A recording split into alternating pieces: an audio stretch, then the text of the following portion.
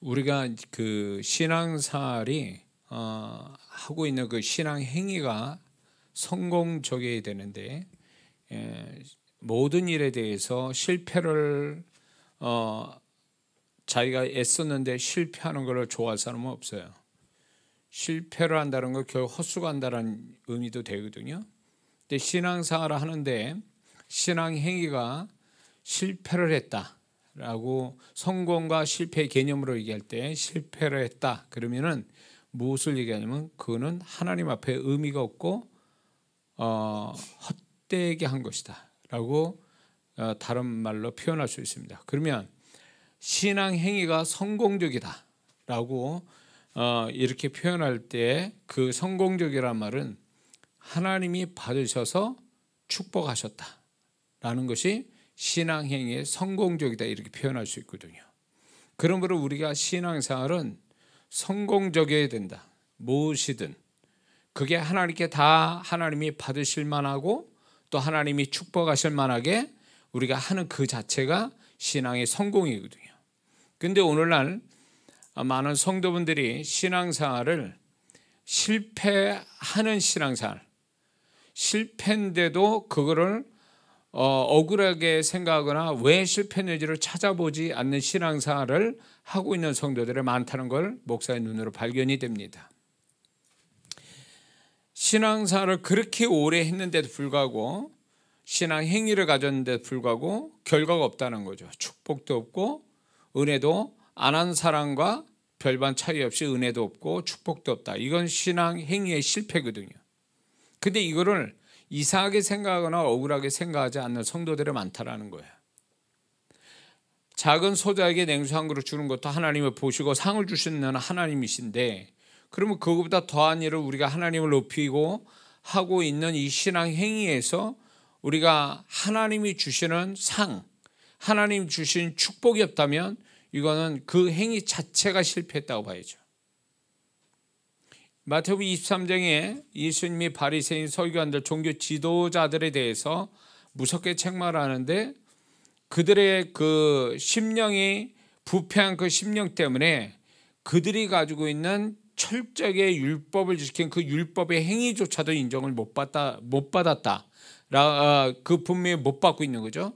그럴 때 그거는 결국 그들의 신앙 행위가 실패했다는 거죠. 하나님 앞에 영광이 되고 하나님 앞에 축복받을 만한 것이 그들의 마음이 잘못했기 때문에 부패했기 때문에 그들의 행위도 인정을 받지 못했으니 그 신앙 행위는 실패했다고 보는 거예요. 그래서 우리가 예배를 드린다고 해도 이제 나중에 예배에 대해서 제가 또 시리즈 말씀을 할 것 같은데 이 예배를 드리는 데 있어서 많은 성도분들이 신앙에 구원받은 다음에 우리는 예배가 신앙생활의 핵심이고 그 예배의 성공이 신앙의 성공이고 신앙의 성공이 인생의 성공인데 그 모든 출발이 예배로 시작하는데 예배에 성공하는 성도들이 그리 많지 않다라는 거죠. 우리는 단체적으로 예배를 드리니까 다 하나님이 한꺼번에 다 받으시고 한꺼번에 축복하는 줄 알지만 절대 그렇지 않다는 거예요. 예배는 개인적으로 받으시는 거예요. 한 장소에 모여서 동일한 시간에 예배를 드리지만 하나님이 예배로 받으시는 건 개별적으로 받으신다는 거예요. 구원을 단체로 받지 않잖아요. 구원을 개인적으로 받잖아요. 1대1로 동일해요. 예배도 마찬가지예요. 1대1로 같이 모여서 예배드리지만 하나님은 개별적으로 예배를 상대하시고 예배를 하나님이 축복하시는데 오늘날 많은 성도분들이 예배의 축복을 못 받으니까 다시 말해서 예배에 실패하게 되니까 그 모든 신앙들이 석연치 않은 거예요. 하나님의 축복이 확실치 않은 거예요. 그러니까 오늘날 많은 성도분들이 나 신앙생활에서 내가 이만큼 축복받았어 이러고 자신 있게 간증한 사람이 얼마나 될까요? 여기는 왜 그렇게 간증을 못하느냐? 두 가지 이유에서 그래요. 실패된 신앙이 있대 신앙 행위 때문에 그런 거예요. 두 번째는 축복을 하셨는데도 불구하고 그 축복이 어떻게 왔는지를 확인하지 않은 데서 그러는 거예요. 그러니까 많은 성도분들이 이 두 가지가 문제인 거예요. 실패한 신앙행위, 두 번째, 하나님이 나를 어떻게 축복하시는지를 찾아내서 그걸 가지고 하나님을 높이고 간증할 수 있는 그런 확실한 하나님을 분명하게 이렇게 경험하는 그분을 발견해서 그분의 손길을 발견해서 그분의 축복을 발견해서 그거를 하나님을 높이고 간증할 수 있는 이 두 가지가 안 됐기 때문에 그런 거예요. 그러니까 그냥 했다라는 걸로 끝나는 거예요. 신앙생활은 뭘 했다라는 게 끝나는 게 거기서 그게 끝이 아니라는 거예요. 신앙행위의 끝은 그거를 받으시는 하나님을 경험하여 그분을 높이는데 그게 끝난 거예요. 아멘 해요. 근데 우리는 했다라는 걸로 끝나니까 뒤가 없는 거예요. 결말이 없는 거예요. 그리고 나는 신앙생활을 했어. 사람한테 그렇게 얘기합니다. 몸뚱이 가지고 뭘 했어. 하나님 앞에 예배 드리고 기도도 하고 봉사도 하고 다 했다라는 거예요. 근데 세상 사람은 뭘 했다고 해도 그걸 인정해 줄 수는 있어요. 뭘 한 게 눈에 보이면. 그러나 하나님 앞에서는 했다는 걸로 인정 못 받는다는 거예요. 그것이 정말 하나님이 받으실 만했냐는 거예요. 받으실 만해서 축복을 받았느냐의 문제지 뭘 했다라는 것은 내 입장에서 얘기하는 거예요. 응? 세상에서는 마음이 어쨌든 간에 그냥 뭘 했어요. 만약에 알바를 할 때 1시간에 10,000원짜리 3시간 했어요. 그러면 3만 원 받는 거잖아요.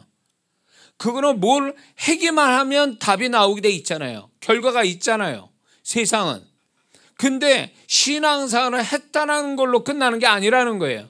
그 했다라는 게 종결이 지어지려면 하나님이 내가 한 것을 인정하고 축복을 하시는 그걸 끝을 봐야 그게 하나가 했다라는 걸로 결론이 있는 거예요.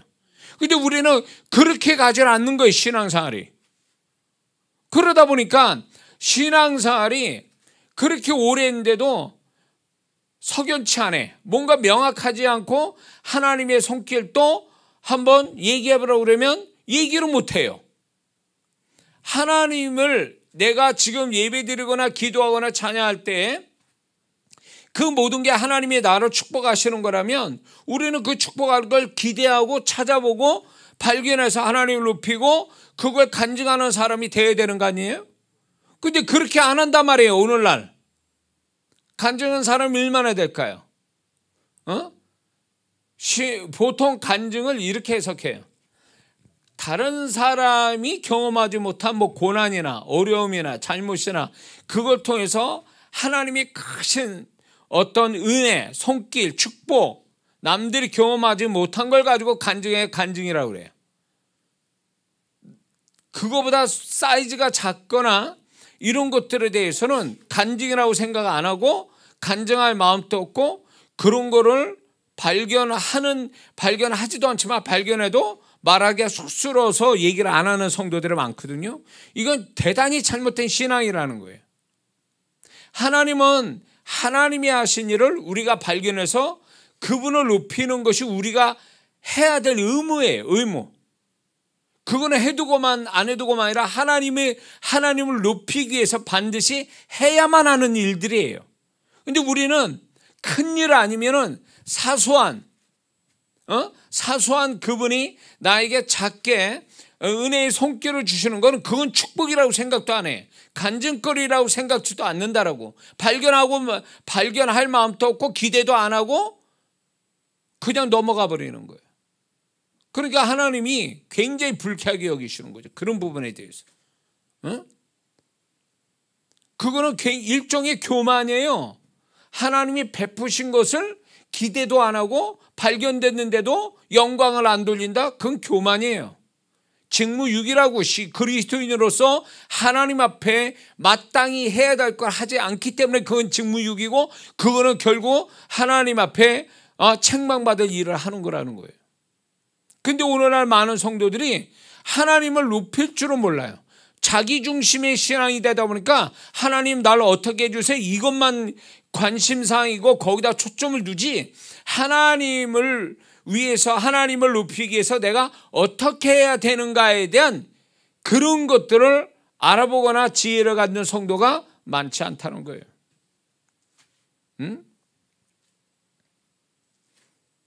그러니까 신앙생활이 이게 하나님을 경험해서 하나님을 높이는 것이 우리가 마땅히 해야 될 것들을 하지 않는 것은 결국은 하나님을 기대하는 마음, 또 그분에 대한 그분을 향한 믿음, 이런 것들을 갖지 않은 채 그냥 행위로서 치우쳐서 행위, 내가 어떤 행위를 했다, 예배 행위, 기도 행위, 찬양 행위, 봉사 행위, 전도 행위, 행위를 가졌다라는 걸로 끝내버리는 거예요.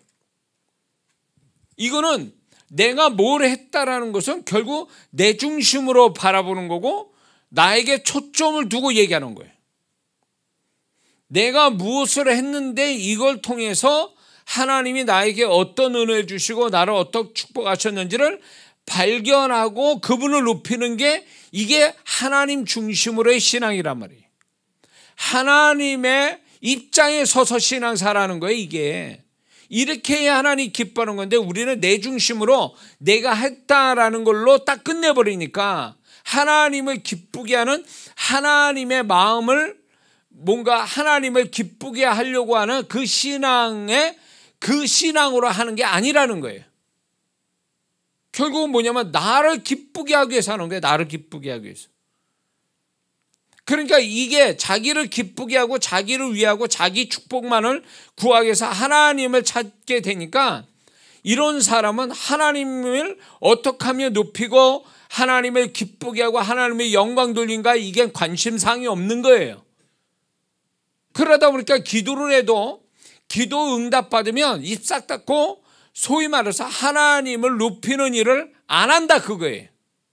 내가 힘써서 결과를 하나님이 나한테 뭘 주셨다라면 어디에다 포커스를 줘야 되냐면 나를 불쌍히 여겨서 은혜를 주시고 축복 주신 그 하나님이 더 커야 되는데 내가 기도해서 애써서 뭘 얻었다는 데다가 거기다 초점을 둬버리니까 하나님이 눈에 안 보이는 거예요.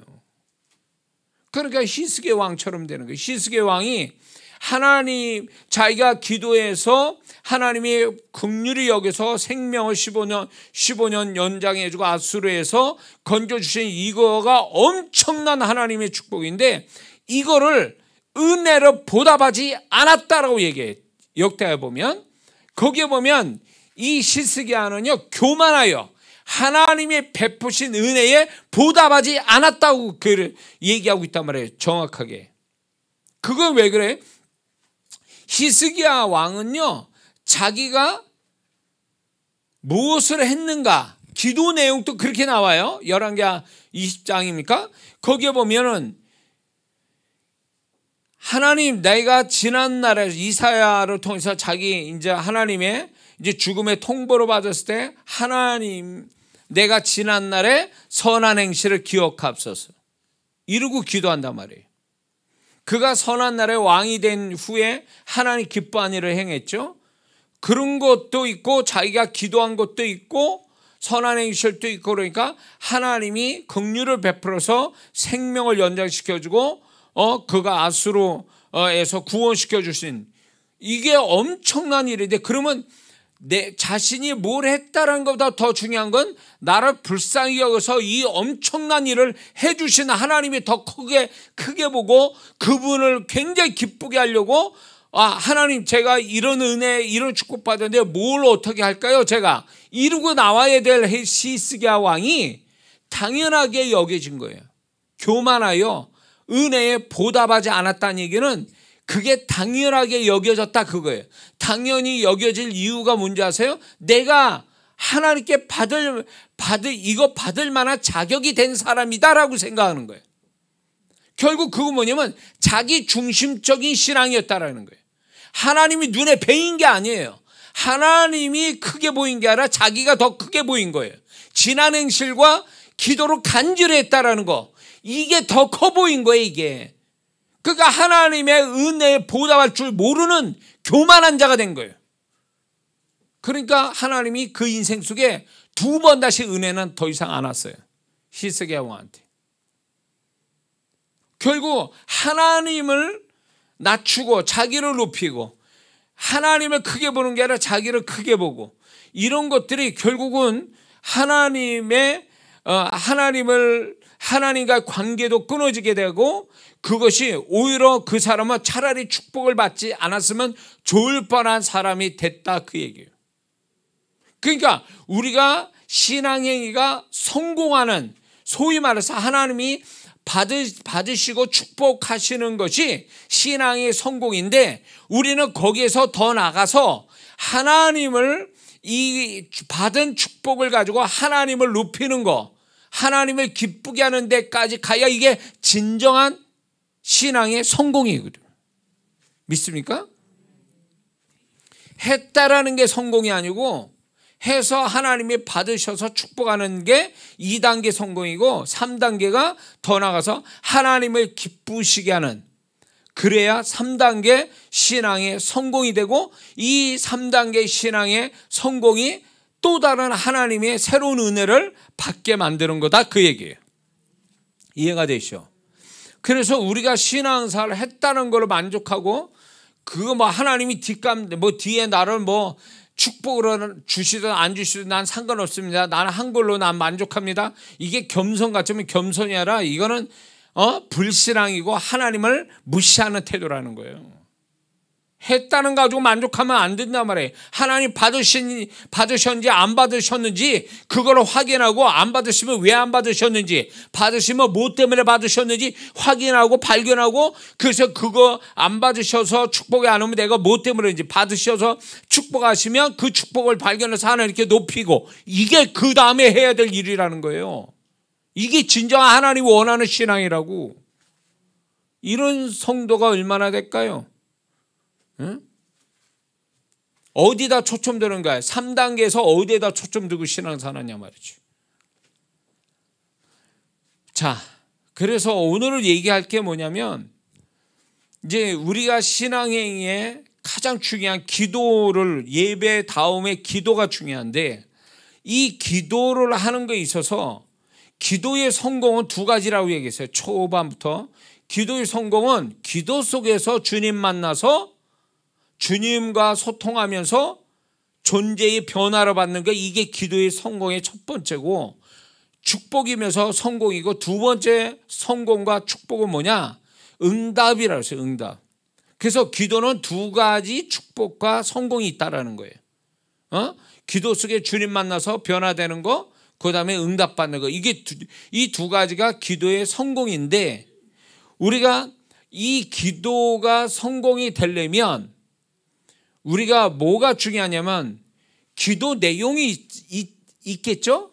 뭔가를 기도한 다음에 벙어리처럼 가만히 있는 게 아니잖아요. 기도는 할 거 아니에요. 내용을 가지고 기도할 거잖아요. 방언이든 한국말이든. 그런데 오늘 같이 나누어질 게 뭐냐면 수많은 사람들이 기도 내용이 정말 하나님이 받으실 만한 기도 내용이냐는 거예요. 이거를 생각해 본 적이 있느냐는 거예요. 많은 사람들이 기도를 길게 하고 많이 하는 거 여기다 초점 두다 보니까 기도 내용을 어떤 기도 내용 가지고 해야 되는지에 대해서 생각 안 해본다는 거예요. 많은 사람들이 기도를 하나님이 받으시는 기도냐 아니냐에 대한 그거는 기도 내용에 있거든요. 내용이 하나님 받으실 만한 거냐 아니냐 이게 나는데 우리는 그 기도가 하나님이 받으시냐 안 받으시냐 이건 관심 없어요. 내가 말하고 싶은 말을 한다는 거예요. 기도라는 게 내가 말하고 싶은 것을 말하는 게 기도가 아니고 하나님이 듣고 싶은 걸 말해야 그게 기도라는 거예요.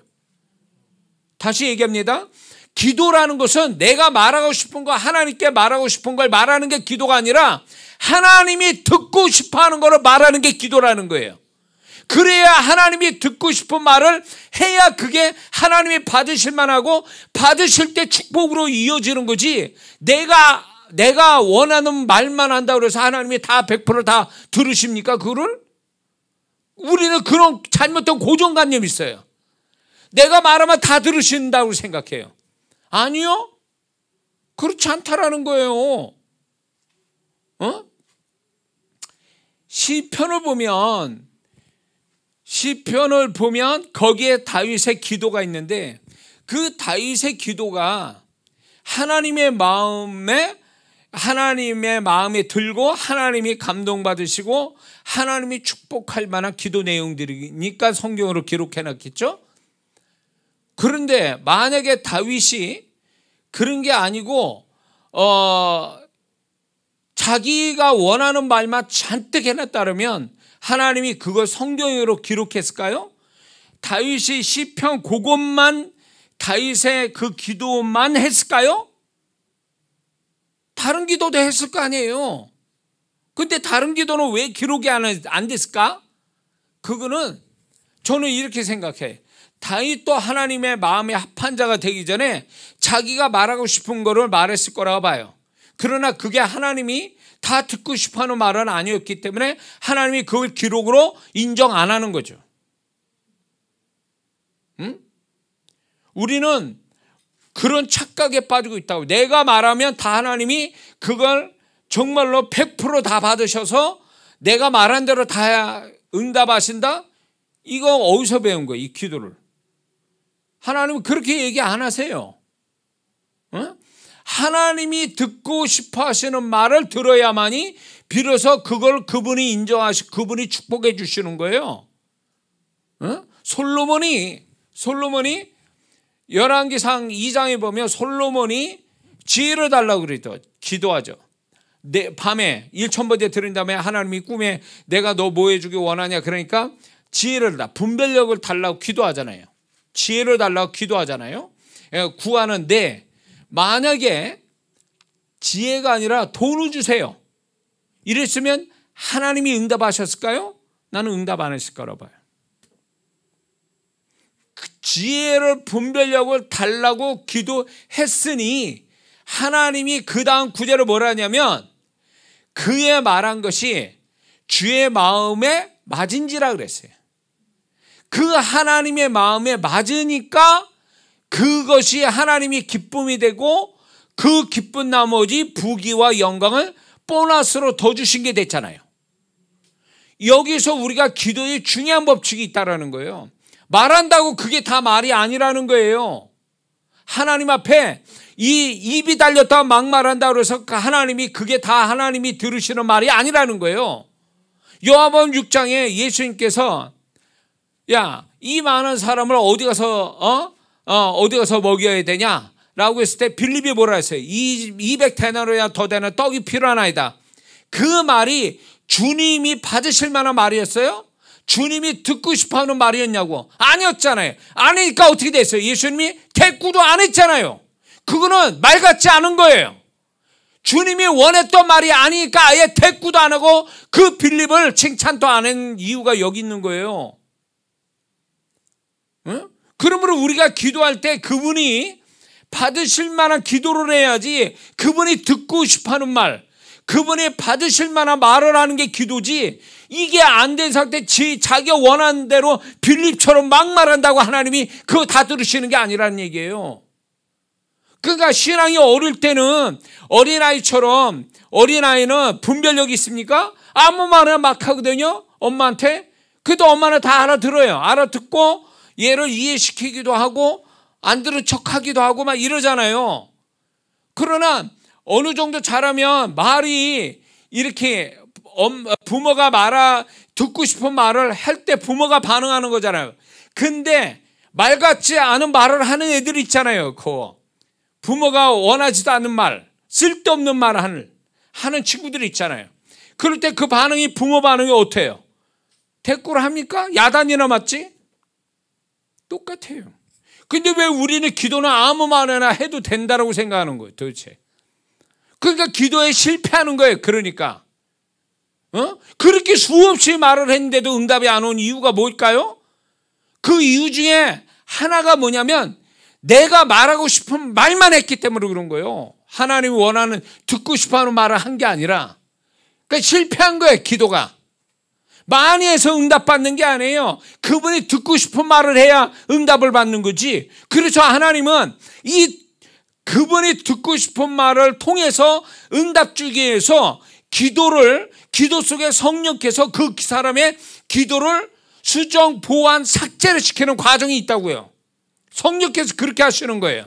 그래서 기도가 처음에는 잘 모르니까 자기가 하고 싶은 말을 막 합니다. 그러나 성령께서 기도를 지도하고 인도하게 되면 나중에 하나님이 듣고 싶어 하신 말을 하게끔 인도해 가는 거예요.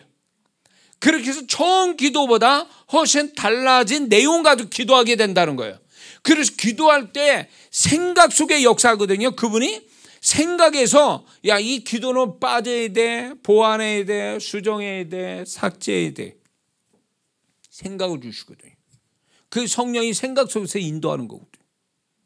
그러면 그렇게 기도하다가 이제 수정 과정을 이루죠. 과정이 교정 과정을 가는 거예요. 그래서 마지막에는 하나님이 기뻐하는 말을 하는 거죠. 그게 기도란 말이에요. 그렇게 하는 게 기도라는 거예요. 응? 기도라는 단어는 별로 안 좋아해요. 저는. 왜? 이건 불교식 용어가 다분히 있거든요. 빌기자 빌도자예요. 한문으로 보면 도움이 안 돼.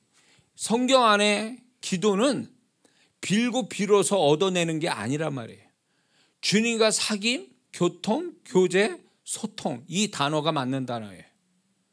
그렇게 해서 우리가 그분을 배워가고 그분을 알아가고 그분과 친밀함을 갖고 그 가운데 내가 변화받고 그게 이제 그걸로 인해서 결과가 응답이라는 걸로 보충, 그러니까 그 어떤 주님과의 사귐에서 나오는 자연스러운 결과가 응답이라는 거예요.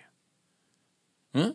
그렇게 돼야 기도의 그렇게 응답받는 사람은 더 신앙생활 잘하고 주님과 더 좋은 관계를 갖는데, 응답에만 초점 두고 기도하는 사람은 응답받으면 반드시 변질되거나 딴 사람이 되는 거예요. 딴짓하고.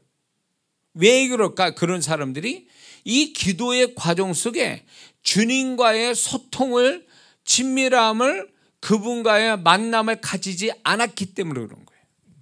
그러니까 기도는 주님과의 만남, 소위 말해서 존재의 만남, 그분의 존재의 만남으로 인해서 존재와 존재, 나의 존재와 주님의 존재가 만나지는 기도가 우선이 되는 건데, 이걸 경험하지 않고 기도를 수단처럼 여기는 거예요.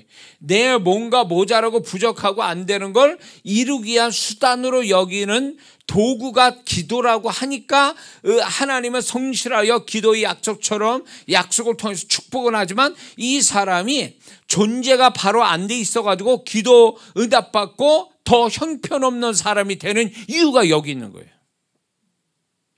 응?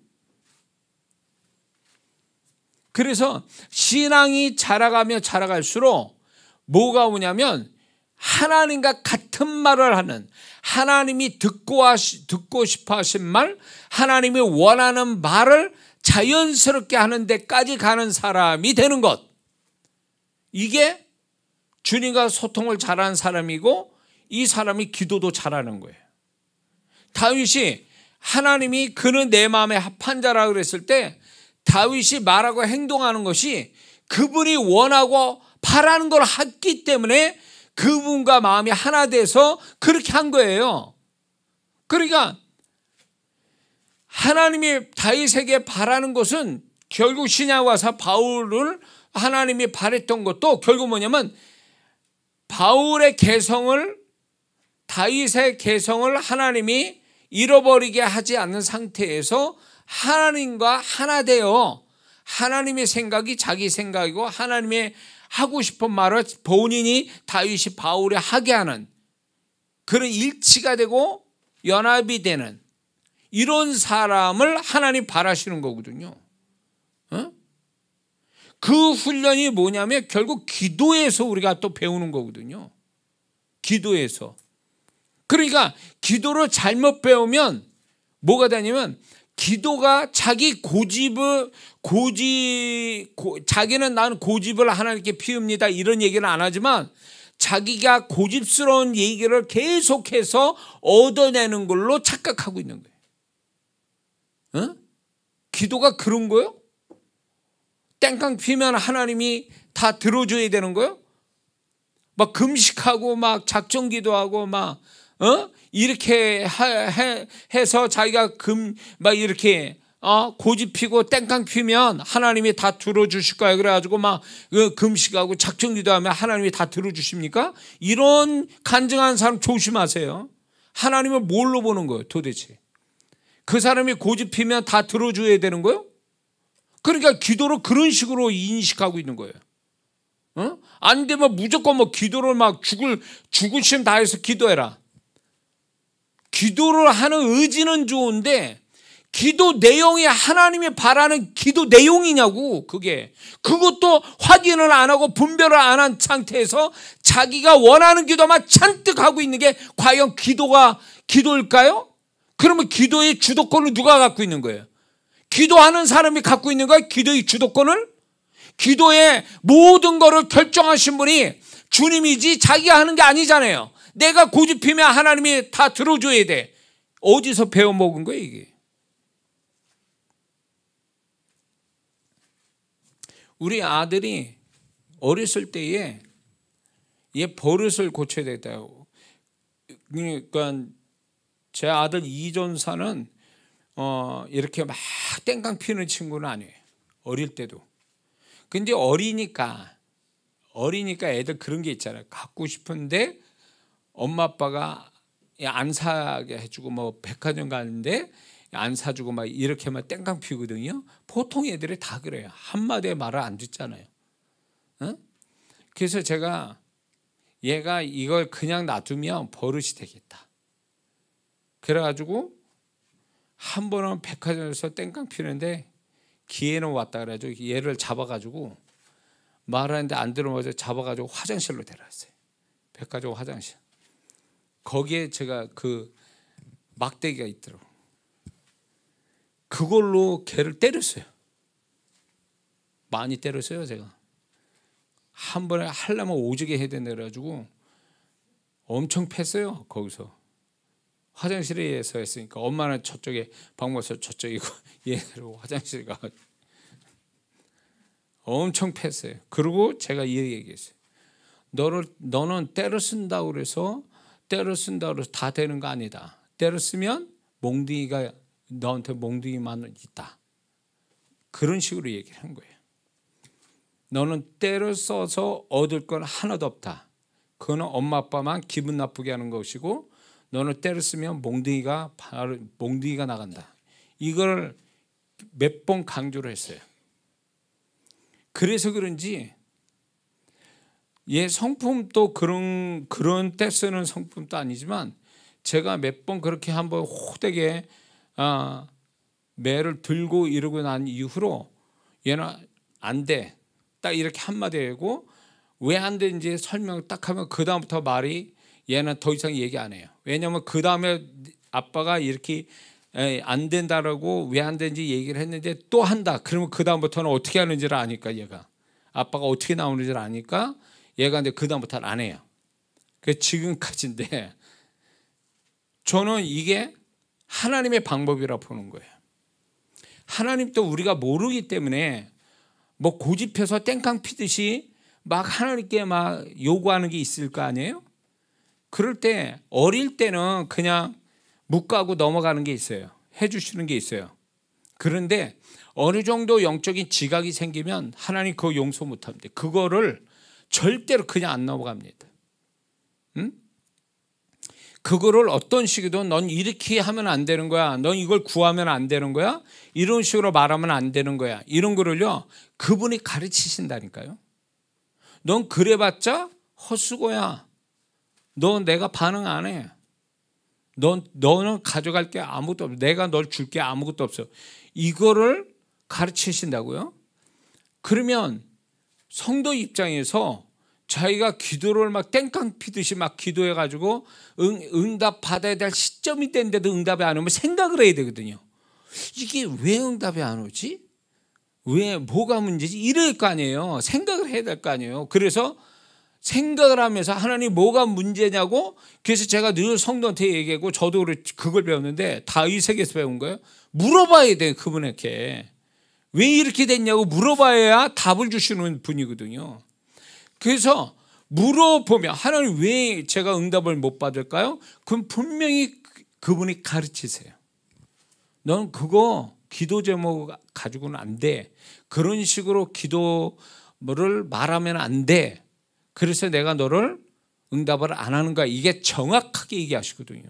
근데 우리는 그거를 들을 마음이 없어. 그분이 나한테 내가 잘못 말하고 있고 땡깡 피는 거고 그게 고집 피고 있다는 자체도 모른 채 그냥 주야장창 하나님께 기도하는 사람이 있어요. 그런 의지의 한국인처럼 그렇게 하는 사람인데 이게 얼마나 미련한 건지 모르는 거예요. 하나님 이겨먹으려고 하는 사람들이, 이 사람들이.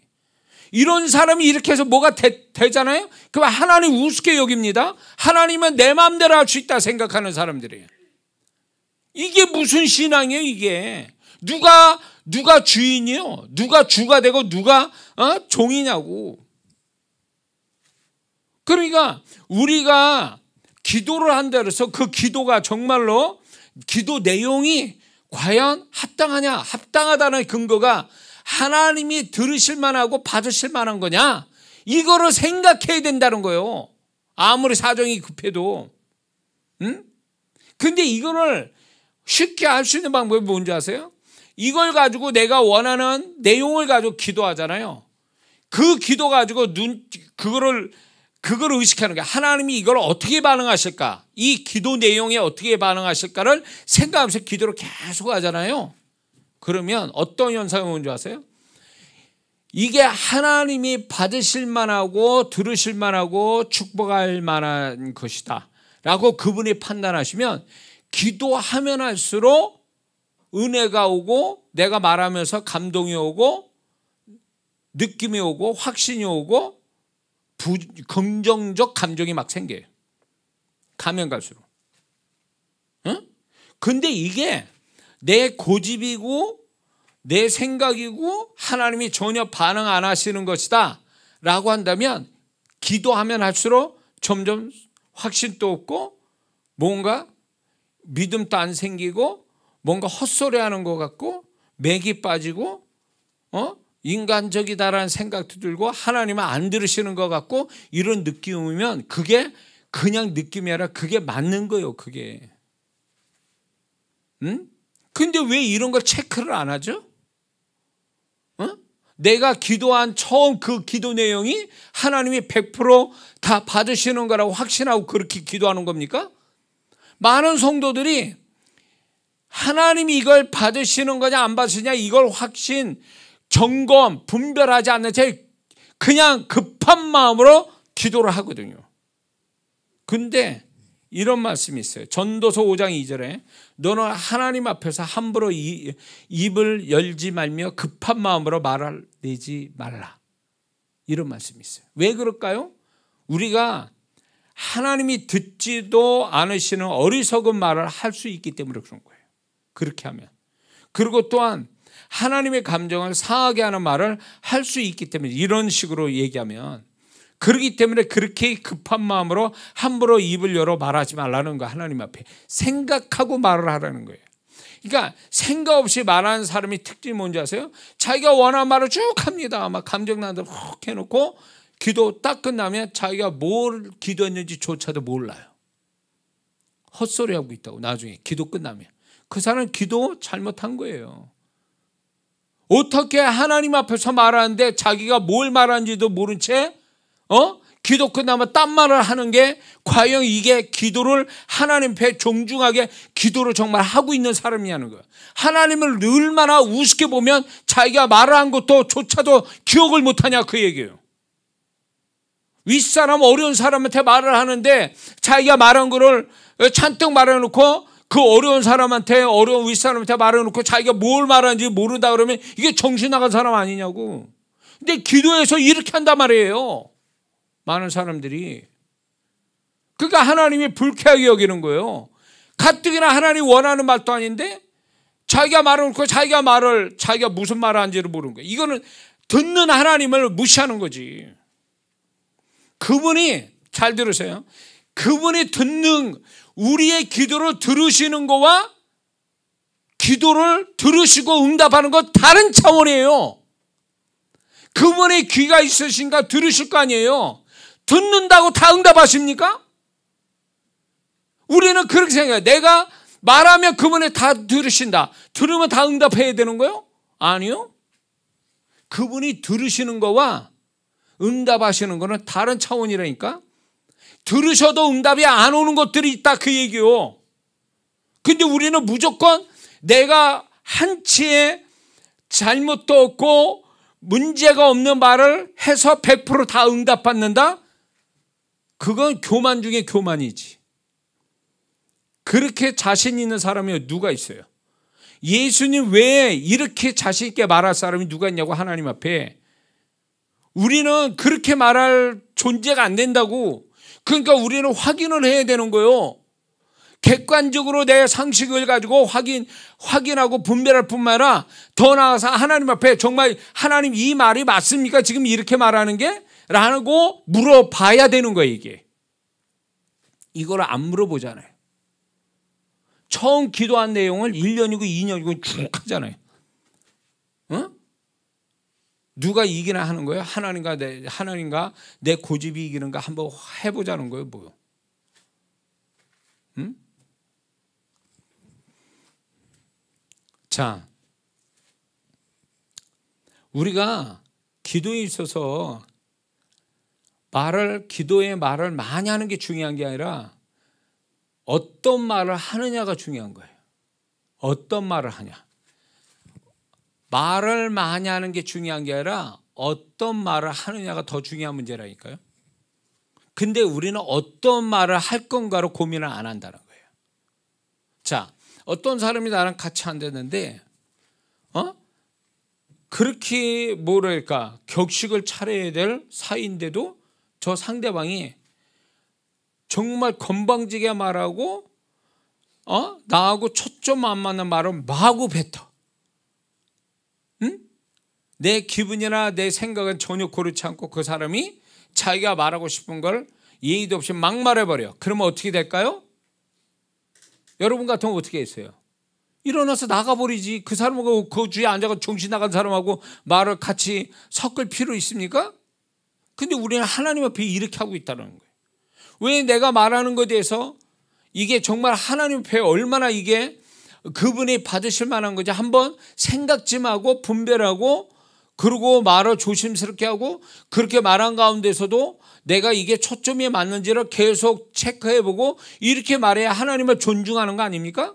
근데 이렇게 말하지 않고 처음부터 나는 100% 오류가 없는 말이라고 생각하고 하나님께 주야장창 그 말을 한다는 건 하나님을 무시하는 거고, 자기는 무호하다, 나는 흠이 없다, 나는 잘못됨이 없다라고 스스로 생각하는 것이, 이 교만이 기도를 망치고 있는 거예요.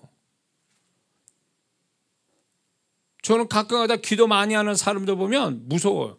이 영적 교만이, 기도를 많이 하는 사람이 자기가 말하는 것은 오류가 없다, 그러면서 기도 내용뿐만 아니라 기도의 시간을 굉장히 자랑하거든요.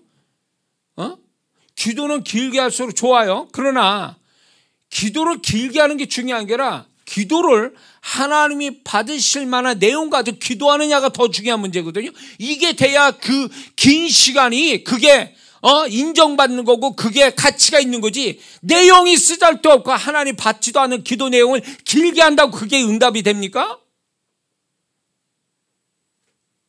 이런 사람 많아요. 그래서 저는 교만하게 듣지 마세요. 제가 기도 저보다 더 많이 하는 분들 이렇게 제가 가까이 이렇게 보면 저는 주님의 음성 듣고 주님의 마음을 가져서 그걸로 정확하게 주의 음성을 전달하거든요. 근데 그분이 과연 주님과 소통하는 기도하는 자라면 내 말이 인간적인 이장한 목사의 말이 아니고 주님의 음성 듣고 주님의 마음으로 말한다는 걸 같이 알 수가 있잖아요. 같은 주님이고 같이 주님과 소통하는 사람이면 저 사람이 그 말이 어디서 왔는가를 알 수가 있단 말이에요. 근데 못 알아먹어요.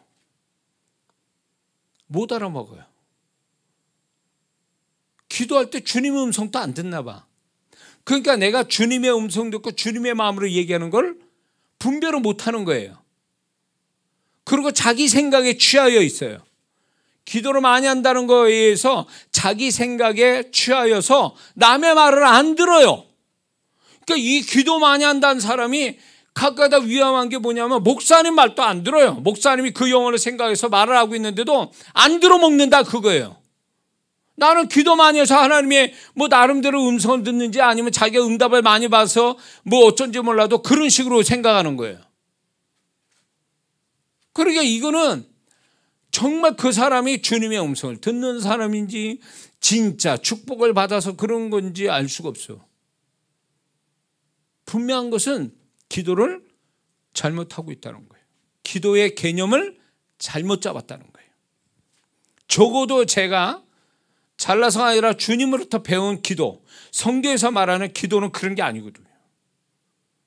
다윗을 봐도 그렇고 바울도 봐도 그렇지 않아요. 근데 기도를 이상하게 배운 거예요. 기도의 개념을 잘못 잡으니까 이 사람은 기도를 많이 했는데 응답은 없고 주님은 안 계셔. 이게 과연 기도하는 사람일까요? 잘못 배운 거예요. 잘못 알고 있는 거예요 지금.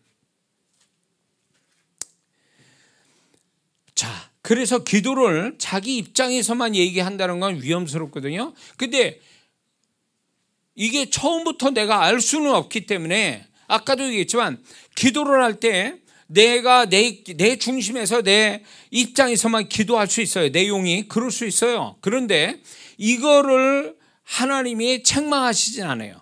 이걸 가지고 그분이 그거 가지고 우리를 책망하시지는 않지만 이거를 길게 가져가면서 고칠 마음이 없다. 성령의 지도와 인도를 받지 않는다면 그때부터 주님은 이 기도를 좀 수정시키려고 성령을 통해서 역사하는데 못한다라면 자기 고집대로 가면 이 사람은 기도에 헛수고할 확률이 높은 거예요. 그러면 어떻게 되냐?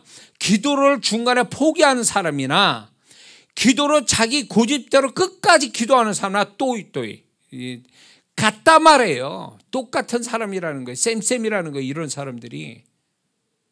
그러니까 기도를 한다는데 주님 만난 적도 없고 응답 받아본 적도 없어요. 이거는 기도가 잘못된 거예요. 근데 이런 사람들이 뭘 하냐?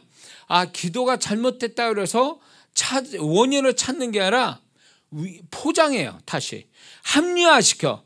내가 기도가 다른 사람들한테 약 좀 잡힐까 봐 기도로 포장을 한다고요. 자기 기도를 응답 못 받은 거 뭐 이런 거를 여러 각도로 핑계와 변명과 이유로 대가지고 포장을 해요. 그러니까 이 사람은 자기 스스로가 자기를 또 속이는 자가 되는 거예요. 그리고 이런 사람 평생 기도에 속고 사는 거예요. 응답은 하나도 없으면서 주님을 만난 적도 없으면서 불쌍한 거예요. 이렇게 되면.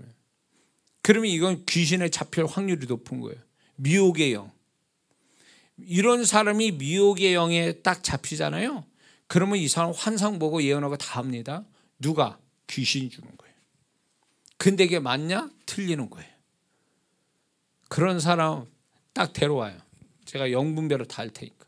그 영분별을 해보면 이 영분별로 이게 다 가려지거든요. 보면은 이렇게 영분별이 안 돼가지고 한쪽으로 쏠려가지고 결국은 귀신의 장난에 의해서 이렇게 됐다는 거 자기조차도 몰라요. 근데 이런 사람이 영분별 은사는 아주 깊게 영분별 은사 받은 사람한테 와서 점검을 받아야 돼요. 이런 사람은요. 그래서 자기가 속고 있고 잘못하고 있다는 걸 알아야 거기서 벗어날 수 있거든요. 근데 그렇지 못한 상태로 계속 가는 사람들이 있어요. 응답을 못 받는다? 그러면 합리화시켜요. 여러 형태의 합리화를 시켜서 기도를 그렇게 합리화시켜가지고 나는 기도를 잘하고 있는 거다. 나는 기도가 잘못된 거 아니야. 이러면서 결국 자기 합리화를 시켜가지고 계속 또 그런 방향으로 기도를 하니까 이 사람은 기도에 계속 실패해가고 그런 거예요. 실패해가는 거예요.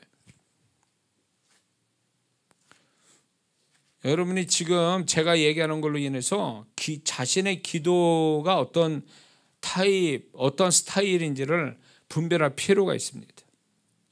거듭 말씀드리지만 기도는 자기가 하고 싶은 말을 하는 게 아니라 하나님이 듣고 싶어하는 말을 하는 게 기도고, 하나님이 듣고 싶어하는 말을 할 때 그게 이제 성공적인 기도고, 그게 응답으로 가는 기도라는 거 우리가 잊지 말아야 될 줄 믿습니다. 그래서 기도를 하면서 계속 주님 어떻게 기도하는 게 하나님 받으실 만한 기도입니까? 기도 내용입니까? 라고 물어봐야 돼요. 응? 자, 제가 이 부분에서 몇 번 말씀을 드렸는데 열왕기상 3장이죠. 솔로몬이 지혜를 구하니까 10절에 가서 솔로몬이 이것을 구하며 그 말씀이 주의 마음에 맞은지라. 저는 이 구절을 보면서 이상했어요. 왜 말을 한 솔로몬이 그 말이 주의 마음에 맞은지라. 이게 문법상 이래야 맞는 건데 솔로몬이 이것을 구하며 그 말씀이라고 그래요. 왜 이게 말씀이지 이게? 솔로몬이 이 솔로몬이 말한 걸 왜 말씀으로 이렇게 하나님이 기록해 놓으셨냐는 거죠. 근데 이 말씀이라는 이 단어가 하나님의 말씀하심에 이 단어가 똑같은 단어예요. 그러면 뭐예요 도대체? 왜 솔로몬이 말한 걸 말씀으로 그렇게 하나님이 기록해 놓으셨는가? 라고 할 때에 이게 이유가 있어요. 뭐냐? 하나님은 이미 이 솔로몬의 지혜를 주시기를 작정하고 계셨던 거예요. 그래서 솔로몬이 다른 소리를 하면 내가 너 뭐 주기를 원하냐? 할 때 솔로몬이 하나님의 마음을 몰라서 다른 걸 구하더라도 나는 너에게 지혜를 주기 원하노라. 이 말을 하고 싶으셨던 거예요. 이것이 이미 그 하나님 마음에 이미 내재되어 있었던 거예요. 말씀하고 싶어하는 내용이 이미 솔로몬에게 말하고 싶은 내용이 내재되어 있는 것을 솔로몬이 그거를 그분의 마음을 아는 것처럼 그걸 구하니까 그 말이 이미 솔로몬이 말하기 전에 하나님의 마음이 있었던 말을 이 솔로몬이 했기 때문에 결국은 하나님의 말씀하신 것과 동일하게 된 거예요 이게. 그래서 솔로몬이 응답을 즉시로 받잖아요. 그분의 마음에 맞는 말을 하니까 보너스가 두 가지가 오지요. 생각지 않는 이게 그분에 맞는 내용, 그분이 듣고 싶어 하시고 바라시는 기도를 할 때 오는 축복이 여기 있는 거예요. 우리의 기도가 하나를 얘기했지만 솔로몬은 두 개로 더 얻어서 세 개가 되잖아요. 그처럼 우리가 그분이 듣고 싶어 하신 말을 하면 하나를 얘기해도 세 개가 돌아오는, 두 개가 더 추가가 되는 축복을 받을 수 있는 기도가 여기에 있다는 기도 원리가. 이해가 되시죠? 그래서 기도를 길게 하는 게 중요한 게 아니라 기도의 어떤 내용 가지고 기도하느냐가 더 중요하다는 거죠. 응? 그래서 우리는 이걸 알아야 됩니다. 우리가 아까 얘기한 것처럼 자기 생각, 자기가 하고 싶은 말을 처음에 그렇게 하지만 결국 성령의 지도와 인도를 받아서 하나님이 듣고 싶어 하신 말, 응답해 주시려는 말, 성령이 말하게 하시는 말을 하게끔 만드신다는 거죠. 그렇게 돼야 기도가 제대로 응답받는 기도로 나아간다는 거죠. 그런 거를 경험해야 돼요. 그래서 아까 얘기했죠. 하나님이 응답 듣고 싶어하는 말을 계속 하다 보면 마음과 이 혓바닥과 생각에 변화들이 조금씩 긍정적 변화가 생기게 돼 있어요. 근데 이게 하나님이 듣고 싶은 말이 아니고 쓸데없는 말하면 말할수록 부정적 생각과 혓바닥과 감정이 들어오게 돼 있어요. 하면 할수록. 응? 제가 이제 사역을 하잖아요. 이렇게 대연 사역할 때 여러분이 몰라도 내 안에 대연 사역에 제가 실수하지 않게 해서 시스템이 돼 있어요. 내 안에 어떻게 걸러내서 이게 정확한지 아닌지를 내 나름대로 내 안에 영적인 시스템이 돼 있거든요. 그런데 이런 게 있어요. 그분이 직접 말씀하고 보여주시는 게 있어요. 그거는 그대로 하면 또 하나님이 역사하시는 거고, 그렇지 않고 두 번째에 하나님이 허락한 게 뭐냐면 내가 그분의 허락 안에서 내 믿음 가지고 말할 때 역사해 주시는 게 있어요. 요게 있어요. 두 가지 채널로 역사해요. 근데 하나가 뭐가 있냐면 분명히 내가 뭔가 생각이나 어떤 환상이나 이런 느낌이나 이런 게 막 들어올 때에 처음에는 이거를요 제가 맞는지 주님으로부터 온 건지를 걸러내는 방법이 있어요. 제 안에서. 그러면 이게 내 인간적으로 딱 나온 것이다라면요 그분이 이제 이걸 가지고 주님께 분별을 이렇게 받으려고 딱 하잖아요. 그러면 그게 순식간에 소멸이 돼버려요. 없어져 버려요. 그게 갑자기 불릴 때 일어나다 확 사라져 버리는 이런 형태가 딱 와요. 순식간에 와요. 그게. 그러면 이게 주님으로부터 온 게 아니구나. 이런 걸 알게 돼요. 그래서 저는 이런 거를 내가 들었다 보았다 느꼈다 안다라는 것을 100% 주님께로부터 왔다라고 난 말하지 않습니다. 그걸 확신하지도 않아요. 왜냐하면 항상 걸러내거든요. 나도 연약한 존재이기 때문에 혼선이 생길 수가 있거든요. 그런 것에 대해서 오차가 생길까 봐 계속 체크를 하는 거거든요. 그래서 하나님으로부터 온 것이 아닌 내가 만들어낸 것이면 이게 소멸되게 하는 이게 내 안에 그 방법들이 있어요. 영적인 과정들이 있어요. 이런 걸 통해서 얘기하는 거예요. 순식간에. 그렇게 하는데 그분은 금방 그걸 가르쳐 주시거든요. 그러면 우리의 기도의 내용도 그분이 분명 가려내신다고요. 이게 정말 주님이 받으시는 건지 아니면 내 멋대로 하는 건지 이거를 그분께 맡겨드리면요 분명히 그분이 가려내 주시거든요. 근데 우리는 이런 작업을 안 한다고 이런 과정을 안 겪어요. 그러다 보니까 기도가 해결했는데 헛수고하는 기도, 남의 다리 긁는 식으로 초점 안 맞는 기도들이 얼마나 많은지 몰라요. 그러니까 응답은 없고 고생은 고생대라고. 그러면 헷갈리죠. 나는 수고를 이렇게 했는데 응답은 안 해주시고 하나님이 뭐하고 계시는 거예요 도대체. 그러면서 하나님 원망해요. 자기를 탓해. 하나님은 0.0001%도 그분은 실수가 없고 잘못됨이 없어요. 그분을 탓하면 안 되는 거예요. 분명 그럴 때는 내 자신에 문제가 있는 거예요. 그걸 찾아내야지 그거를. 그래서 이제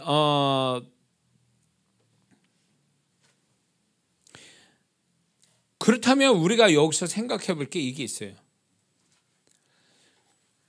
왜 우리가 하는 기도 내용이 하나님이 원하는 기도 내용과 다르게 되는 이유가 뭐냐 말이죠.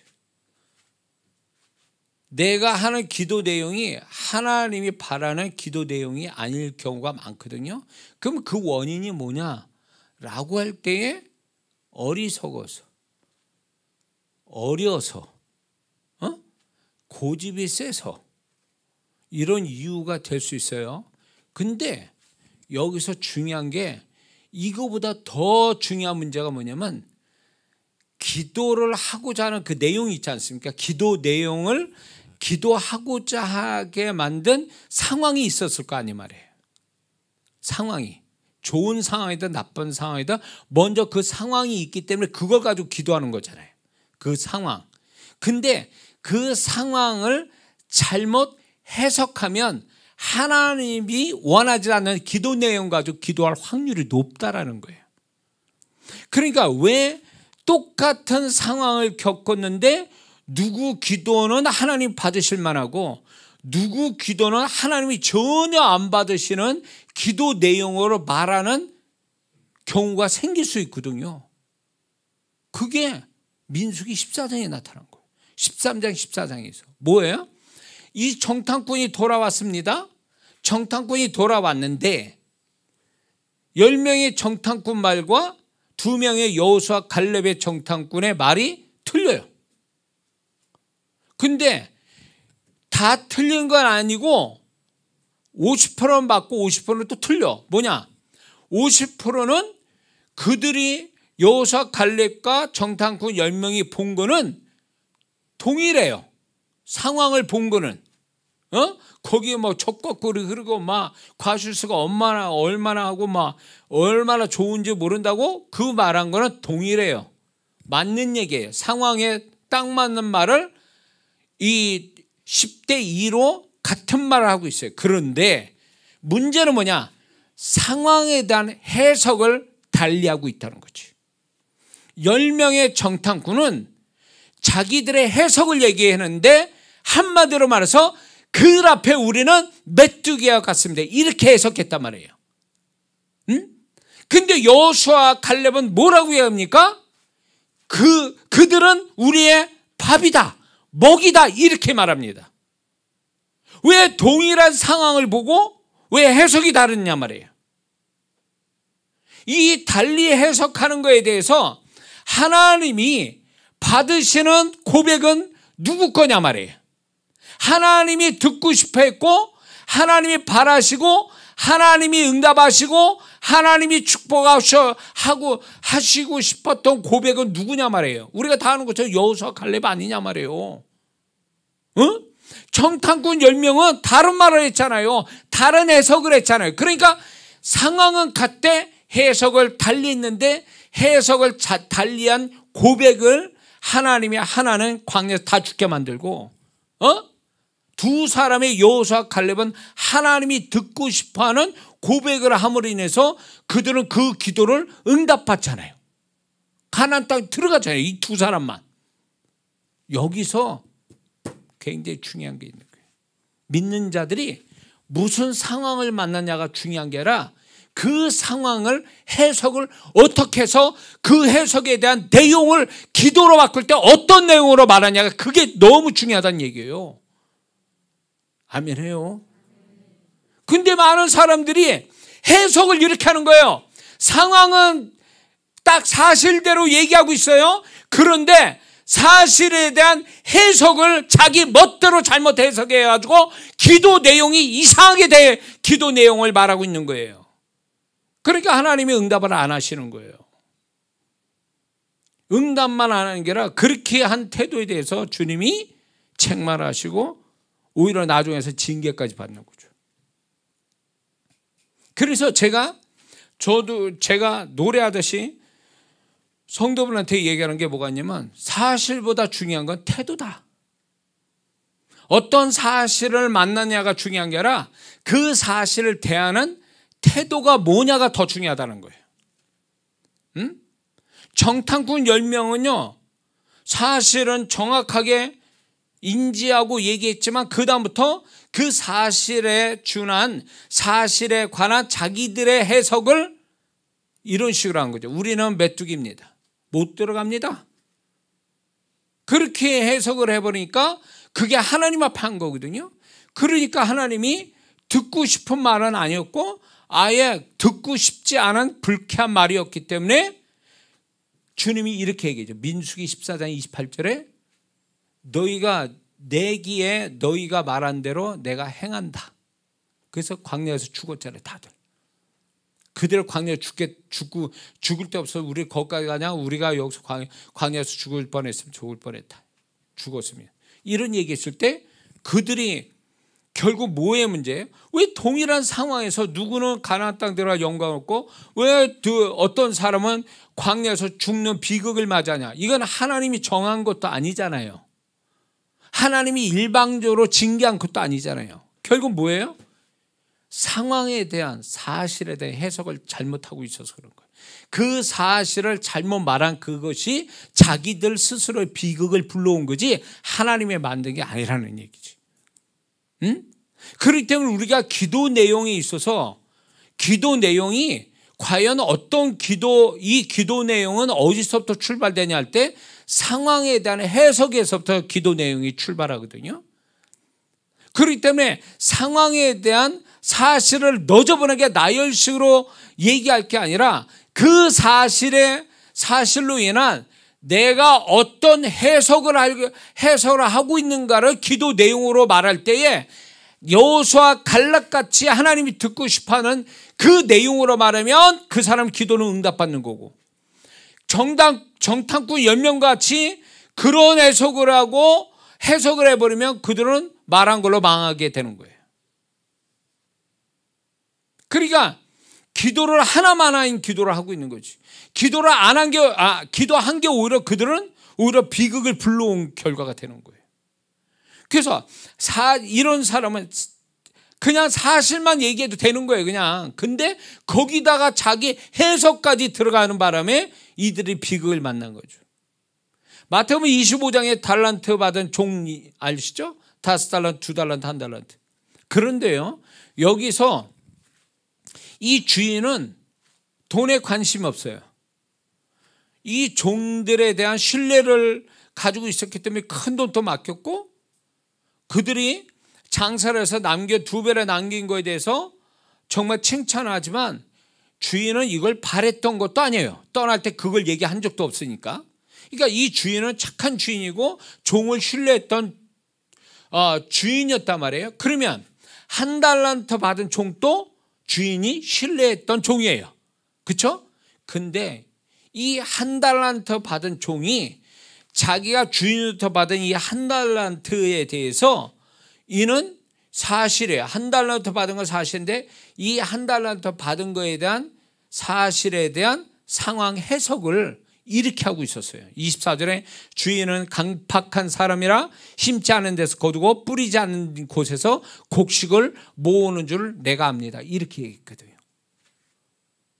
왜 이렇게 해석하죠? 이 좋은 주인에게 왜 이따위로 해석을 해가지고 자기 벌을 받게, 스스로 벌을 받게 만드냐는 거죠. 응? 그냥 가만히 있어도 되는 거예요. 가만히 있어도 이 1달란트 받은 종에 대해서 아마 칭찬은 했을 거예요. 2달란트, 5달란트 받은 자만큼 칭찬은 아니더라도 칭찬은 갔을 거예요. 그리고 적어도 그 주인집에 여전히 살았을 거예요. 그러나 이 1달란트 받은 자의 문제가 뭐냐면 1달란트 가지고 남기지 못한 게 문제가 아니라 1달란트 받은 거에 대한 사실에 대한 해석을 잘못하고 있다는 거예요. 해석을 잘못한 말이 결국 자기 비극을 만들고 있는 거예요. 그러니까 많은 사람들이 기도할 때 신세 타령식으로 막 기도를 합니다. 한 번은 뭐 하나님 봐주실지 모르지만 계속 그렇게 하잖아요. 그리고 하나님 나는 피해자고 전 가해자예요. 저 다리 뭉댕이 분질러 가지고 저거 복수해 주세요. 노골적으로 그렇게 말하는 사람 없어요. 그러나 그렇게 얘기하고 싶은 거지. 그렇게 한다면 주님께서 과연 그런 식으로 기도하는 사람을 응답을 하실 거냐는 거예요. 해석을 그렇게 한단 말이에요. 나는 피해자이기 때문에 죄가 없고 저 가해자이기 때문에 저 사람은 마땅히 벌을 받아야 된다 라고 하는 해석은 이건 하나님이 바라는 게 아니라는 거예요. 그래서 그런 식으로 마음에 품고 말을 한다면 이 사람은 기도 안 하는 것보다 못한 비극을 그 사람이 스스로 갖게 될 수 있어요. 응? 그렇게 말하면 안 돼요. 그게 하나님이 듣고 싶어하는 말입니까? 그러니까 기도를 막말한 거예요. 정신 나간 사람처럼 막말하는 거예요. 왜 하나님 앞에 막말을 하냐고. 가려서 말을 해야지 왜 하나님 앞에까지도 막말을 하냐고. 하나님이 그 말을 듣고 싶어 했던 거예요? 빌립의 그 말을 듣고 싶어 했냐고. 근데 왜 하나님이 듣고 싶어 말을 하지 않고 왜 자기 감정 난 대로 생각난 대로 말을 해가지고 하나님과 교통이 끊어지고 하나님이 오히려 책망하고 나중에 징계까지 받는 말을 하냐 그 얘기지. 1달란트 받은 종이나 광야 1세대나 왜 그런 말을 하냐는 거지. 기도를 너무 우습게 여겨서 그래요. 기도가 그분과 인격적인 관계를 갖는 거라고 생각지 않고 내가 원하고 바라고 문제되는 거를 나는 어떻게든지 이 기도라는 수단을 통해서 해결해 보려고 하는 하나의 차가운 어떤 도구고 방법으로 생각하니까 이렇게 하는 거예요. 기도에 대한 해석이 잘못 나오니까 기도의 태도가 잘못되는 거죠. 그러니까 기도에 대한 하나님의 그 다음에 어떤 그 성도에 대한 태도가 달리 나오는 거예요. 그러니까 오늘날 많은 성도분들이 기도를 잘못 알고 있어요. 그러니까 응답 많이 못 받고, 기도를 통해서 정말로 하나님이 듣고 싶어하는 말을 하는 게 아니라 지 말하고 싶은 대로 막말을 말해버리고, 이러니까 하나님 기분 나빠 불쾌하게 여기시고. 생각해봐요. 기도를 맨날 울고 지고 짜고 막 불평하고 사람 원망하고 저 복수에 대한 복수심에 원수에 대해서 이렇게 말하는 걸 하나님은 어떤 기분으로 들으실 것 같아요? 얼마나 불쾌하게 들으시겠냐고. 그거를. 그것도 하루 이틀이지. 그건 하나님을 모독하는 거예요. 그건 하나님 모독하는 거라고.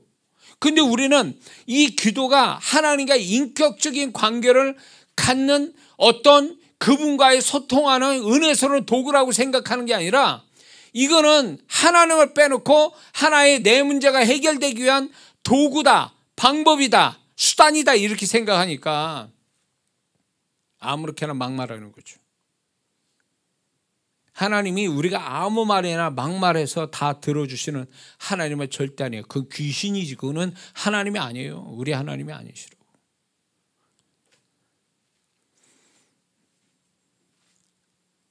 자, 그래서 우리가 이 기도라는 것을 정말로 하나님의 우리는 이렇게 표현하죠. 하나님 뜻대로 기도해야 된다. 하나님 뜻대로 기도해야 된다라고 할 때 우리는 막연할 수 있어요. 그렇게 해석하면 이해가 안 돼요. 그러면 이렇게 해야 돼요. 하나님이 듣고 싶어하는 말을 한다. 이게 하나님 뜻대로 기도하는 거죠. 그렇죠? 그렇게 해야 기도에 성공하는 사람 되는 거예요. 그런데 기도를 해놓고도 실패하고, 기도가 결국은 무용지물 같은 이런 생각에서 기도 안 하는 사람들이 왜 기도 안 할까요? 게을러서 안 하기도 하지만, 기도를 해도 응답이 없으니까 기도를 안 하는 거예요. 그거는 기도에 대한 믿음을 이미 버린 자들이니까 기도를 안 하는 것 뿐이지. 과연 하나님이 그런 분이시냐고. 근데 이런 건 기도를 제대로 못 배워서 그래. 제가 지금까지 이런 지금 우리 순천에서 우리 권사님 3분이 멀리서 5시간 걸려서 여기까지 오셨어요. 우리 순천에 세 권사님, 격려의 박수 한번 쳐드리세요. 3분 일어나보세요. 예. 자, 예, 우리 연세도 있으신데 순천에서 말씀을 현장에서 듣고 싶어서 떡을 가주시고 맛있는 떡을 가져오셔서 5시간 차를 끌고 여기까지 오셔서 이 시간에 참석을 합니다. 그래서 하나님이 분명 그 수고하고 애써서 여기까지 오신 그 마음을 아시고 반드시 특별한 은혜 주실 줄 믿습니다. 예. 그래, 저번에 창원에서 오신 분도 계셔. 오늘 안 오셨구나. 창원에서 어제 오셨는데, 창원에서 오신 분, 저 부산에 오시고, 이런 또 어제는 저하고 이제 이메일로 했던 프랑스에 있는 그 성도님 계세요. 그분이 또 여기 와가지고 왔다 가시고. 그러니까 그게 주님을 향해서 달려가는 그 마음, 그 상황과 상관없이 막 주님께 달려가는 마음, 그런 간절한 마음을 가진 분들이 이렇게 하나님 앞에 막말하지 않습니다. 그런 성도는요. 하나님이 정말 그런 마음을 주셨다면 어느 성도님은 그분에 대해서 끝없이 갈망하는 마음을 갖고 있다라는 것에 대해서 누구한테 얘기했어요? 제가 정말 가장 큰 복을 받았다고 그랬어요. 정말 내면의 가장 큰 복이 뭔지 아세요? 그분을 향한 끝없는 갈망을 갖는 거. 그게 가장 큰 축복이에요. 근데 그 마음을 가졌다는 거예요. 그래서 그 갈망 때문에 거리와 상황과 이런 거 상관없이 달려오는 거죠. 그분이 정말로 그분께 가까이 가기 위해서 막 달려오는 그 심령이 하나님께 막말하겠냐 그거예요. 안 그래요. 정확하게 말해요. 하나님 앞에. 하나님 원하는 말, 기뻐하시는 말을 한다라는 거예요. 그러니까 그 말을 많이 해서 응답받는 게 아니라, 이런 말을 정확하게 솔로몬처럼 이런 말을 하면요, 짧게 말해도 하나님이 길게 응답하십니다. 그래서 서양 사역자들 책 속에 제가 몇 번 얘기했는데 그 책을 읽다 보면 그들은 하나님 앞에 기도를 길게 하지 않는데도 하나님 앞에 마음을 다해서 하나님이 바라는 언어를 기도를 하니까 그 다음부터 하나님이 그 사람을 다루어 주시는 거, 내면과 삶과 사역을 능력을 막 이게 다뤄 주시는 게 그 다음부터 막 전개가 막 되어지는 걸 보면서 아니 이 사람은 말도 많이 안 했는데 하나님께 이렇게 짧게 말했는데 이렇게 역사가 오나? 라고 할 때 그 의문점이 바로 해결되는 게 그 뭐냐면 그들의 말한 것은 하나님이 솔로몬처럼 그분이 원하는 말을 그 순간에 한 거예요. 그리고 그 말을 우리가 알아야 될 게 뭐냐면 말과 마음이 같다라는 거예요. 마음과 말이 같았다라는 얘기예요. 응? 그러니까 그 말이 하나님께 맞는데 말만 하는 말쟁이가 아니라 그 말과 그 마음이 동일하더라 그거예요. 그러니까 짧은 말 했는데도 역사가 오더라 그거죠. 짧은 말 했는데. 응? 성경이 그런 사람 많잖아요.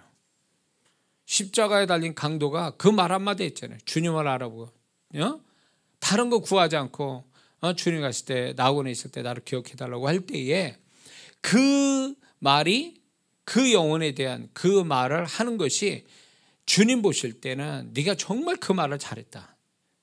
너한테는 지금 그 말이 가장 중요하고 내가 기뻐하는 말이다 라고 했기 때문에 그 영혼이 낙원에 데려가신 거죠. 그러니까 저도 이렇게 사역을 하다 보면 말을 많이 하는 게 아니라 어느 순간에 주님이 원하시는 말을 한마디 탁 했을 때 그 순간에 막 이 성령의 임재가 불이 이게 소위 스파크가 일어나듯이 불이 확 일어나는 임재가 강하게 일어나는 것을 저는 자주 경험하거든요. 응? 그분이 원하는 말 그 한마디 역사가 일어나요. 영혼들을 사역할 때도 대언 기도도 마찬가지예요. 대언 사역할 때도 보세요. 그게 주님이 원하는 말을 제가 한마디 그 믿음시로 딱 말했을 때 그 말한 즉시 응답받는 사람들이 딱 나오는 이유가 뭡니까? 그러니까 그분이 원하시는 말을 내가 대언을 하니까 대신 그 말을 하니까 그분이 보증해 주시는 거거든요. 그게. 그러니까 제가 설교를 할 때도 정말 이게 주님이 내가 1시간 반 이렇게 설교할 때 정말 그분이 나한테 몇 프로 그분이 듣기 원하셨고 받으실 만한 말을 하는가, 저는 이게 늘 그게 관심사예요. 내가 핏대 올려서 3시간 설교해도 하나님 보실 때 너는 5분짜리밖에 안 돼. 왜? 5분만큼밖에 내가 너를 네 말 중에 내가 받을 거는 5분밖에 안 돼. 비극이요 그러면. 이렇게 되면. 응? 그러니까 설교자분들을 잘 들으셔야 되고 설교를 성도분한테 은혜 끼치기 위해서 설교를 이렇게 하지만 그 설교가 과연 주님이 받으실 만하고 원하셨던 말들을 정말 하고 있느냐는 거예요. 성도들은 은혜 받지만 주님은 야, 그건 나한테 아무 의미도 없어. 넌 그 말은 나하고 상관이 없어. 빌립 같은 말이야. 이렇게 말하면 끝난 거예요. 그 설교자는. 성도는 은혜 받죠. 근데 설교자는 이미 그 말은 실패한 거예요. 그 설교는 실패했다고 봐야 돼요. 응? 내가 뭐를 합니다. 어떤 행동을 해요. 근데 그분이 인정 안 해주시면 그건 다 험한 짓 하는 거예요. 그러니까 우리는 사람의 인정이나 나의 만족을 위해서 뭘 하는 게 아니라 우리는 항상 그분이 정말 받으시는 건가? 그분이 받으실 만한 건가? 그분이 원하셨던 것인가? 그걸 항상 머릿속에 공식처럼 박아두고 생각을 해야 돼요, 먼저. 그래서 그게 확신이 들어오면 어떤 상황과 어떤 어려움이 있어도 그걸 감당하거든요. 기쁘게 할 수 있어요. 근데 이게 안 들어오니까, 이거부터 생각을 안 하니까 조그만 문제 있으면 그만둬 버리고 안 하고 그러고 엉뚱한 방향으로 흘러가고. 이게 왜 그렇습니까? 이게 주님을 의식해서 주님이 과연 받으실 만한 거냐 원하셨던 것인가? 이게 확신이 안 들어오고 이게 분별이 안 된 상태에서 하니까 지 멋대로 하는 거예요. 지 멋대로. 하고 싶으면 하고 안 하고 싶으면 안 하고, 그리고 저 이쪽 가는데 저쪽 가고 있고, 이런 식으로 하니까 주님과 상관없이 사는 거예요. 그래서 교회에서 봉사하고 사역하는 분들 잘 들으세요. 정말 주님이 그 사역을 인정하신다고 보느냐 그거예요. 그분이 다 인정하시는 거냐고 그게. 그분이 인정하지도 않는 걸 지 혼자 신나가지고 막 이렇게 하는 거, 그거 위험한 거예요. 어린 신앙 때는 그분이 그걸 인정해 주실 때가 있어요. 그러나 신앙이 어느 정도 자란 상태에서 계속 이렇게 하잖아요. 그분의 통제도 안 받고 그분의 뜻도 안 물어보고 그분이 받으신지 안 받으신지도 모른 채 막 지 멋대로 말뛴 송아지처럼 막 이렇게 해버리면 그분이 더 이상 인정 안 하신단 말이에요. 혼자도 신났지. 그러나 결과는 없어요. 보증하는 게 없다고. 그분이 그거 하는 동안에 그분이 보증해 주시고, 내가 끝난 다음에 그분이 축복으로 그걸 증거를 나타내 주시고, 이래야 할 맛이 나는 거죠. 우리가 신앙생활이라는 게. 근데 그분이 나타남이 없어. 그러면 이거 얼마나 비극이에요. 이거 내가 잘못하고 있다는 거죠. 지금 하고 있는 게 잘못하고 있다는 얘기예요. 이게 제일 슬프고 제일 어떻게 보면 절망적이라고 볼 수 있어요. 제 입장에서 볼 때. 사이즈의 문제가 아니에요. 그게 아니라 과연 이게 하나님이 그분이 나를 인정하고 받으실 만하고 그런 것들이냐. 이걸 고민해야 돼. 이걸 숙제로 풀어야 그 다음에 내가 어떤 태도를 보이는가를 그 다음이거든요. 특히 이 기도 부분은요, 우리는 평생 하고 이 기도가 중요한 역할을 하기 때문에 이 기도에 대한 올바른 개념을 가지고 기도하지 않으면 기도하고도 진짜 헛수고하는 경우가 허다하게 일어날 수 있어요. 예배를 그렇게 많이 드리고도 하나님이 안 받으신 예배를 드리는 사람도 무지 많다는 거죠. 그러면 그 신앙이 뭘 얘기하는 거예요? 헛수고하는 그 신앙이 하나님 인정해 주지 않는 신앙이 얼마나 그게 슬픈 일이냐고. 자, 그래서 저와 여러분들이 신앙 행위에 성공하는 사람이 되어야 됩니다. 특히 기도에는 더 성공해야 돼요. 성공의 개념을 제가 말씀드렸죠. 그리고 기도 내용을 어떻게 내용을 가지고 하나님께 말할 건가는 해석에 달려 있다고 그랬어요. 사실의 문제가 아니라 사실에 대한 해석을 어떤 식으로 할 거냐. 정탐꾼 연명같이 해석할 거냐, 여호수아 갈렙같이 해석할 거냐. 그 해석에 따라 기도 내용이 달라질 건데, 기도 내용에 따라서 하나님이 안 받으시거나 징계하는 기도가 될 수도 있고, 받으셔서 응답을 풍성히 하시는 기도가 될 수도 있다. 그러니 하나님은 문제가 없어요. 내가 어떻게 하느냐에 따라서 이게 뒤가 달라지는 거죠. 그래서 우리는 기도를 분명히 개념을 오늘 이 말씀을 통해서 다시 한번 기도의 개념을 잘 가져서 기도가 너무 재밌어.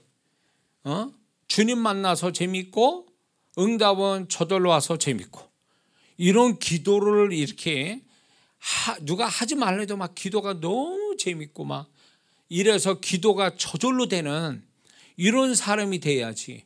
억지로 기도하고 재미없는 거 기도하고 지루하게 기도하고 막 이런 식으로 응답도 없는 거 기도하고, 이런 잘못된 기도 모습은 반드시 버려져야 될 줄 믿습니다. 주님은 오늘 아까 본문에 뭐라 했습니까?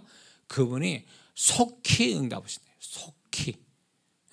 그분은 우리를 풍성하게 응답하시되 빨리 응답 주시기 원하시는데, 그 하나님만 만나려면 우리가 기도 내용을 어떻게 하느냐, 이거에 달려있다는 걸 우리는 잊지 말아야 될 줄 믿습니다. 기도합니다.